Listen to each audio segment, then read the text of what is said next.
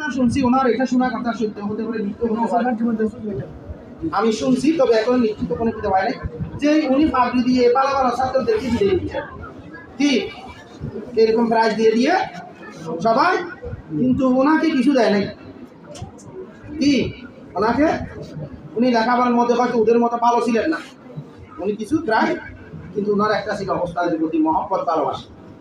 তখন তাকে দোয়া করে দিয়েছেন ওস্তাদ আদবের কারণে, অন্তরের দোয়া পেয়েছেন। এই দোয়া নিয়ে এখন উনি এখানে আসার পরে অনেক সমস্যা হয়, বুহারি খালি উপস্থিত হয়ে গেছে।